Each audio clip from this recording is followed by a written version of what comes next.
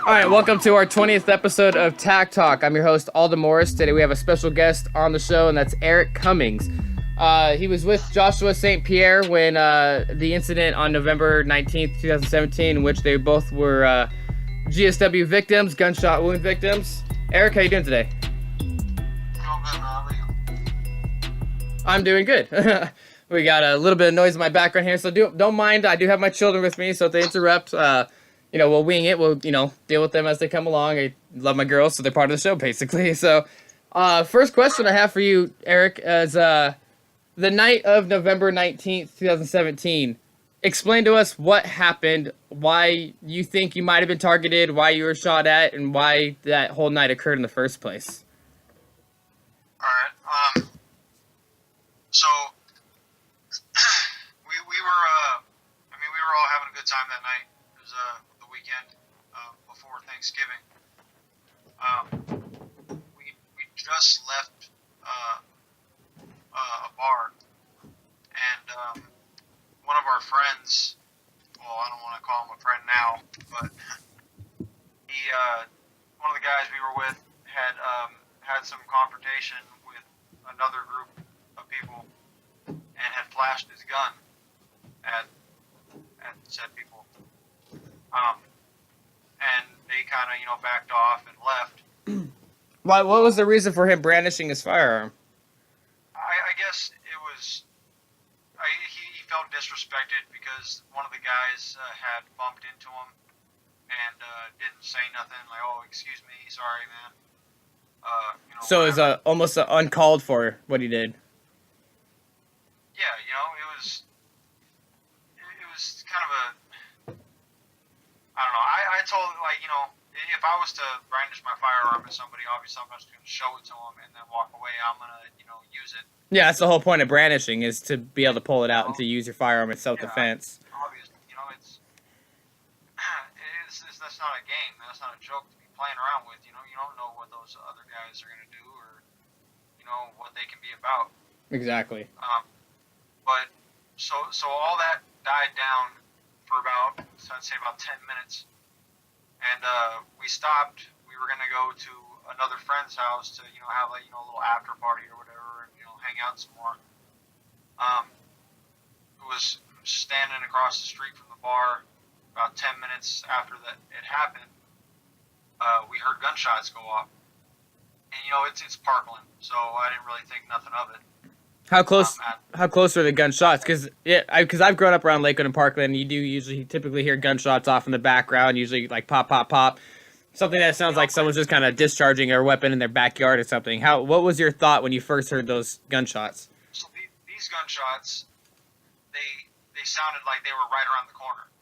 Literally like right on the other block. And at first I was like, oh, I kind of ducked down a little bit, like, oh, okay, some gunshots went off. But I looked to my side, and this all happened within like 10 seconds, And I looked to my side, and Josh was falling down.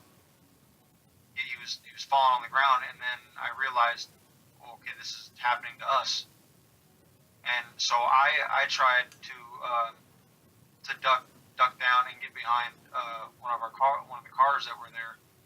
But by the time I even had a chance, I was already hit. Where were you hit? So, I was hit in my back also, but the angle I was standing didn't hit me directly in my back. It went sideways through my back and went through my kidney and my liver. Wow. So, I kind of felt like it was. I just tensed up and I fell on the ground onto my side. Well, now, was there immediate pain or did you go into shock? I kind of knew what was going on. Like, after Josh had fallen, I was like, oh shit, excuse my language, I'm sorry. No, you're fine, you're fine. He'd said, I'm hit. And he fell down. He fell straight on his back, man. It was like a tree dropping. Mm-hmm. Like, he fell straight down on his back. And I can't really remember my thoughts when that split second happened. All I remember is him falling, and then me getting hit, falling, and then continuous gunfire for at least 2 minutes. So they continued to shoot out at you after you had already fallen. So I don't know if they weren't aiming. Well, obviously they were aiming at our group of people that were there. I don't think we were intentionally being aimed at. But it was the person that started the whole situation. Mm-hmm.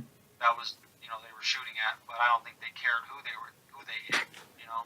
Yeah, kind of a spray and pray. Yeah, a couple. The two other friends that were with me or with us had firearms on them also, so they started shooting back. Yeah, which is a natural thing to do. And obviously,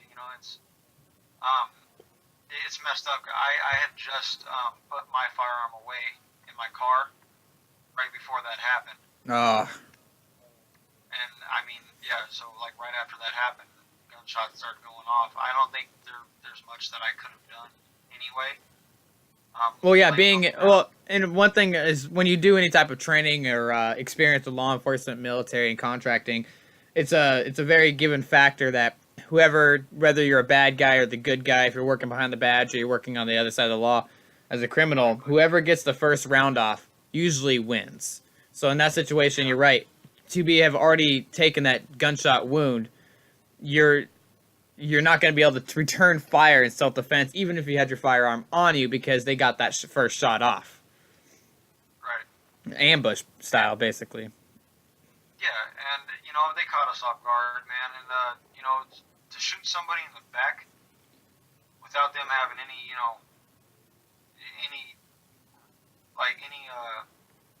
what is it? What am I trying to say? Attention? Like any knowledge of, yeah. Anything, any knowledge of it happening. I mean, that's some cowardice shit. Yeah, it's very cowardly. And just being in that whole situation, like now, if I were to be in the situation, I'd know how to handle it a little better. I can't speak for everybody, I'm sure it's different for everyone. Yeah. Like Josh, he said that he felt a coldness come over his body, like starting from his feet up. Mm-hmm. Did you have any of those same type of feelings, or was it? One of my first questions is: you realized you were shot. You knew that something was wrong. Yeah. How long before, I guess, the mentality took over and you could start feeling that pain? So when I got hit, I fell on the ground. I knew I was hit. I felt, blood pouring from my back. It was just warm. And I tensed up. So it was like I just went numb almost. And I just started getting cold after that. What parts of your body were getting cold? Just my whole body. I just felt cold. Mm-hmm. And I knew, because I heard Josh. I heard him say, I can't move my legs. Mm-hmm. And that was my first thought. I was like, okay, try to move your legs. And I moved my legs, wiggled my toes, everything, so I could still feel everything. Yeah, a quick physical assessment on yourself. So I knew I wasn't paralyzed. Mm-hmm. And, but getting hit in my back and feeling, that it felt like somebody, I don't know, like somebody knocked the wind out of me. Well, yeah, definitely coming in through the backside. Now, one question I do have is, you had an entry wound, obviously. Was there an exit wound as well? No. So when the bullet hit, it was a 45. Oh, wow. I had dug out me after that. After a couple months, they pulled the bullet out. But, so what had happened is it went through my back. It nicked my spine. They said it barely grazed my spine. And, went through my kidney. It completely shattered my kidney. And then blew out my liver. Mm. So you can imagine the size of the hole that was, Well, and 45s are stopping power, and if it was a hollow point, then it expanded on impact, which just sounds like it was a hollow point. It was. I have the casing from the jacket, That's So that's good. Now, I shouldn't. when Police should have yeah, evidence, you know. yeah, exactly. Yeah. Well, between the time that you were hit and the time that you started coming to the realization that that you after your physical assessment on yourself, how long was it before the EMTs and paramedics arrived and was able to start applying that medical attention to you? So it felt like forever, man. Like it really did. Like I heard sirens, and when the gunshots stopped, when all the gunfire stopped, I could hear sirens, so I knew they were close. Because living in Parkland, there's a fire station and an ambulance right down the street. Yeah. There's police stations all over Parkland.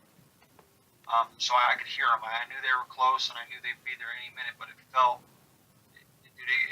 like 10, 15 minutes before they got there. But other people said they showed up right away. Yeah. The police actually showed up right away. As soon as the gunfire stopped, the police were there. And I remember because it's a situation, and I'd asked one of the officers if I can just kind of hold on to his hand or his arm, just so I could have a feeling of somebody Yeah, maintain that type of strength, that stability, knowing that you're not going to fade out unless without their attention at least. When I grabbed onto his hand, I guess I grabbed his hand pretty hard, and he'd asked me to let go of his hand for a second so he can take his wedding ring off. I guess I was like crushing his hand. Yeah. But it was he kind of talked me through it, and I was like, all right, I'm okay, and I could hear Josh telling me too, to kind of stay awake. Yeah. Because I kept dazing out and coming to, dazing out, and he kept telling me to stay awake. But at that point, I was trying to keep him awake also. Yeah, exactly. Yeah, and with your internal organs being hit, you obviously had internal bleeding happening at that same time. So, yeah. So. And yeah, go ahead. So the ambulance had showed up shortly after the police did. It felt like forever, but they said they got there pretty quick. And then they'd start, cutting my clothes off. Got me, naked in the middle of the street. Yeah. And, got me into an ambulance. And do you remember much of that ambulance ride to the hospital? Kinda. I remember them asking me my name, where I lived.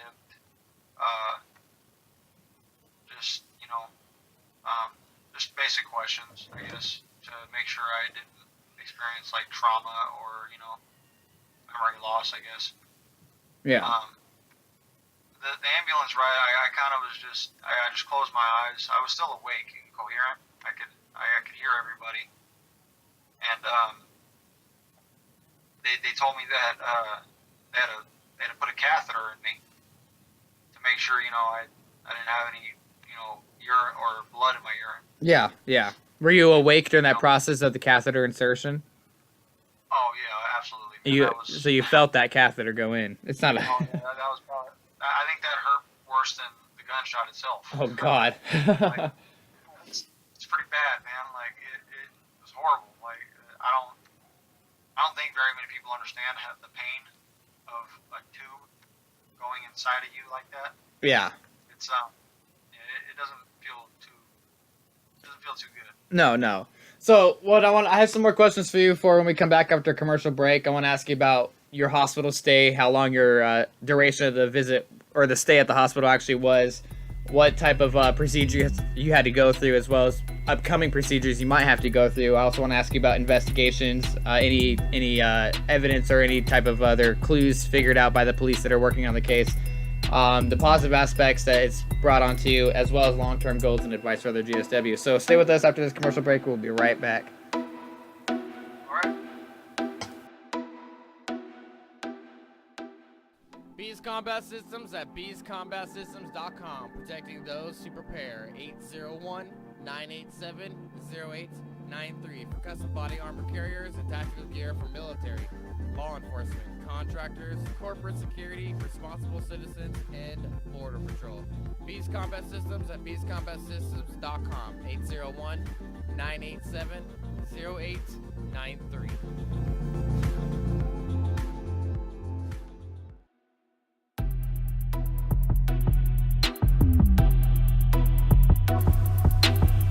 All right, we're back. Thanks for listening to the commercial break. We have Eric Cummins on the show.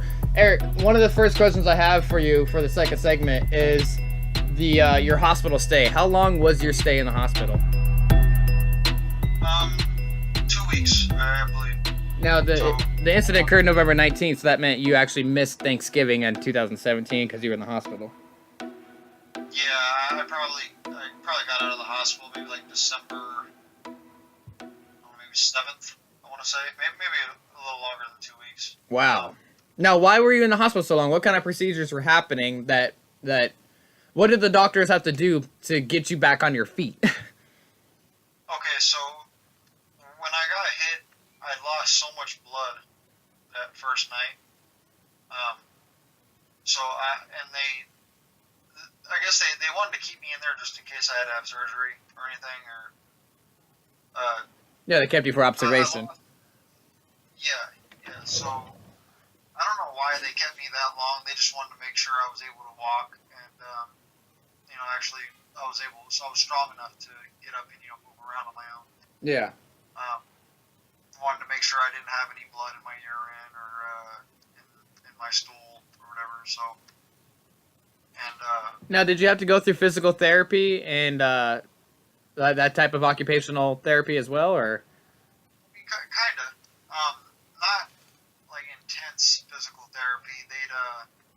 So the first 5 days I was in there, I couldn't eat at all. They wouldn't feed me a thing. They wouldn't even let me drink water. Yeah. So, well, that's because primarily your liver. Yeah. So they were trying to, kind of let my liver take the swelling off my liver and my kidney and everything, and make sure I was all good. And no surgery happened. I didn't even have to have surgery.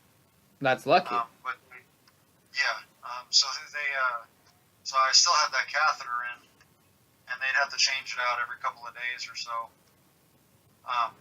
And I did have blood in my urine for a few days. Mm-hmm. And so they were just trying to make sure I could, go to the bathroom on my own and everything. And, yeah, no future complications. So, because you didn't have to go through surgery while your stay was in the hospital, do you have any type of post-operative procedures that you're going to have to undergo here in the future? No, actually, no. The only surgery that I had after that it wasn't even surgery. It was just like a small incision to get the bullet out of my side. Let me. Okay. So when I was in there, with my back, like I'm gonna tell you about that physical therapy. The way they got me walking again, I barely could stand. I lost so much weight and strength in my legs and my body. They'd have me do those little blow machines. Oh yeah, pulmonology. Pulmonology tests. Yeah, to regulate my lung pressure. Mm-hmm. I guess one of my lungs had collapsed also. Oh wow. They grazed the bottom of my lung or something and collapsed my lung. Oh jeez. So I had tubes in and out of me the whole stay I was there. One in my chest to drain blood out of my chest.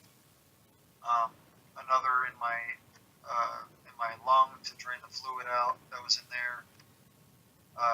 And another one in my liver, which I had even after I left the hospital. So I had that in there for about 3 to 4 weeks. Man.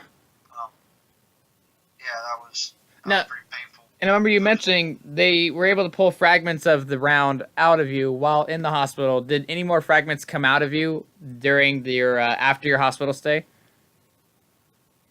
So when we thought the round that I got shot with was so small, I thought it was maybe like a 38 or a 380 or something. Mm-hmm. Because of the fragment they pulled out at first, it was just like a little mushroom, So after that, I was like, oh, okay, cool. They got it all out. That's it. That's all that's there. I guess it wasn't that big, you know. And but after I got out, about I'd say about 2 months after I got out of the hospital, 3 months maybe, I felt like a sharp pain in my side, underneath my ribs, like coming through my ribs almost, you know. Mm-hmm. I guess it was another fragment. My body was trying to reject it and push it out. Yeah. So I went to the hospital. Like, I got a sharp pain here. There's like a little bump here. You can feel it, you know. And they're like, oh yeah, well yeah, we can check that out. And they had me do a MRI or a CAT scan, or well, I can't remember. I think it was just a CAT scan, and it showed a little piece that was still left. And they pulled it out. It was the jacket from the hollow point. Oh, jeez. And that was much larger. And Now, how many weeks after, months after, was this? So you got out of the hospital around December 7th. When did you go back to the hospital to have that fragment removed? I think about March, I'd say. It took that long for the body to push out a foreign object. Yep. That's amazing. Yeah.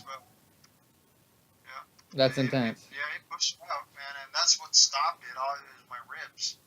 My ribs caught it and started just pushing out the other piece first. The smaller piece. They cut that out real quick when I was in the hospital, and then they took out the jacket a couple months later. Now, you mentioned that you have the original casing from the incident and the event of November 19th, 2017. Obviously the police haven't come and picked up those ballistics, but they have ballistics from the actual scene of the crime as to begin with. What other information have the police or the detectives that are on the case found out that they've been able to share with you that would help conclude their investigation? So it's crazy because I haven't heard a word back from anybody, any detective or investigator, anybody, since I was in the hospital. I guess they ruled it as a gang shooting. Just assumed that we were gang members, and that's what we got. So ruling it as a gang shooting, they really have no intent on arresting or making an arrest. Exactly. Yeah. Like, I guess they don't have. Well, what they were trying to tell us at first is there was no hard evidence to prove who did it, or who the shooter was, or what had happened. Because nobody wanted to, testify or be a witness. From what I understand, however, the detectives did take in someone for questioning. How did that go about? I'm not sure. I didn't really hear much about that. Josh might have heard a little bit more about it. He probably was more persistent on it. Yeah. On getting information about it. I guess I just kind of let it go and let it be, I guess. It's like I said, I didn't hear anything since then, so I guess they didn't really care. Yeah. Because we didn't die, is the thing. Like, we got shot, but we didn't die, so it wasn't that big of a deal. Jeez. The Tacoma News Tribune online posted that two people were shot with non-life-threatening injuries, which is kind of bullshit because we could have died. Yeah, exactly. If nobody was around, if we were just the only two there, the shooter could have walked up on us while we were on the ground and shot us in the head. Yeah, exactly. Yeah. Just took us out right there, made sure he did his job. Well, that's sad that the detectives, and unfortunately that's the case of a lot of things. For them to be able to to review the camera work, it's almost like finding a needle in a haystack. It's going to take time unless somebody talks and somebody finally admits that they were the one that shot. Otherwise, the detectives are going to be helpless when it comes to being able to make an arrest and press charges. But on a positive note, how has being shot and your kidney and your liver being damaged, how has that made a positive impact on your life? So, I'm a year sober now from drinking. Okay, yeah. After I got shot. Now, you can't drink or you choose not to drink? Well, well, now I'm sure I could if I really wanted to. I'm just choosing not to. Yeah. A year of sobriety will kind of just make you not want to anymore. It doesn't bother me. It doesn't. I don't crave it. I don't want to get drunk. I don't want. It's. And my history with drinking. I kind of come from a family of alcoholics. Yeah. A lot of drinking, and Well, and a lot of it was because of the drinking that was taking place the night of November 19th, 2017 is what caused the incident to occur, because that inebriated process of that thought process usually offends someone before you try to we all know how that works. Well, I have a history of drinking and driving, which wasn't very good. Yeah. And I crashed a couple cars drinking. Almost went to jail. I got a DUI and everything, and I could have went to jail, for a whole year or whatever. Yeah. So this is being shot that night has made a positive impact, not just for the fact that you're protecting your liver on a health note, but also the fact that it's keeping you from making any mistakes in the future that could potentially cause more damage. Yeah, and like with me with how I was being an alcoholic and everything, just drinking every day. Just every day after work, hit the bar, go buy 18er, drink all of it.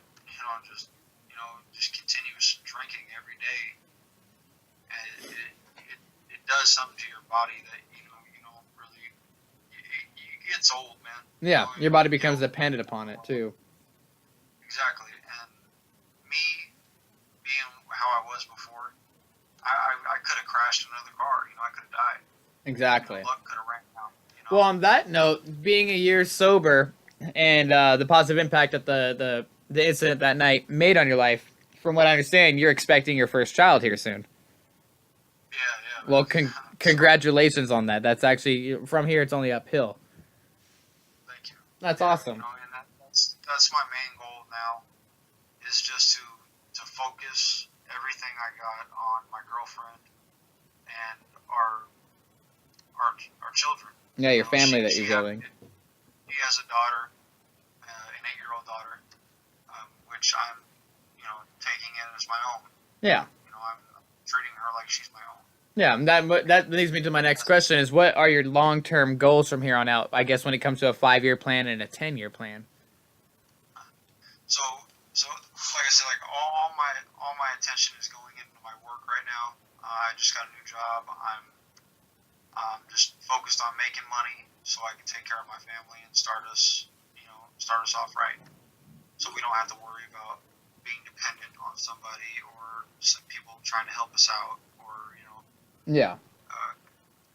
Giving us handouts. Yeah, you want to be the breadwinner of your family. Exactly. That should be every man's goal. I'm going to start my own family where I'm going to take care of them. That's good.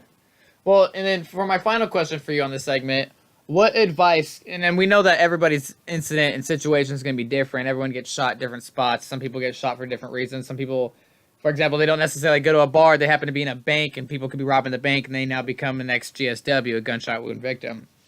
During the process of being shot, what advice could you give to someone who, let's say, tomorrow found themselves in a predicament where they looked down just like you did and found themselves in a position where, like, oh, something's wrong? What advice could you give for them to, I guess, be able to get through that process, both emotionally and mentally? I say, try not to panic too much. If this happens to you, just think of, just don't panic too much. Make sure you regulate your breathing.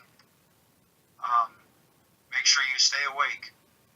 You don't want to fall asleep, losing that much blood, you falling asleep, you can cause brain damage or, it's, if you're in a life like that and you find yourself in that kind of situation all the time, I suggest you getting out of that life. Hence the positive impact that this situation made for you. It got you out of that bar scene. It got you out of that rut that most people go through. I'll still I won't go to that specific bar very much anymore. Mm-hmm. I'll drop by and say hi for a little bit. I'll be there for maybe a half hour at the most, Yeah. and then I'll take off, you know, because I don't have no business in a bar anyway. Yeah. Yeah. I'll go to other bars with some friends or whatever, go play some pool, you know, some darts or whatever, just kick back and have a few laughs, you know, have a glass of water. Yeah. But primary advice would be do not panic in that type of situation. What would be advice for, I guess, waiting for the EMTs, getting through those hospital procedures, and then working with the police and detectives? What would be your advice for that?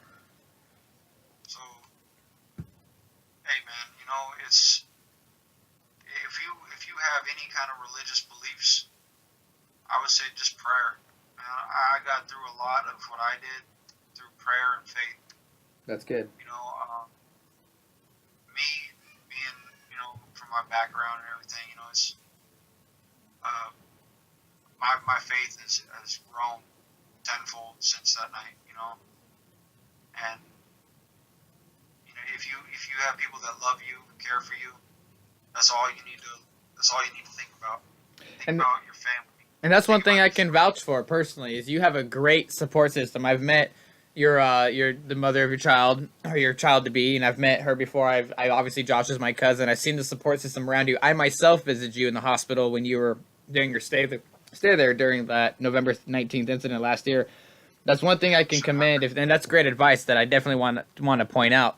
Is your support system amazed me. I mean, so many people were there for you and Josh. That was absolutely beautiful and brought tears to my eyes. Yeah.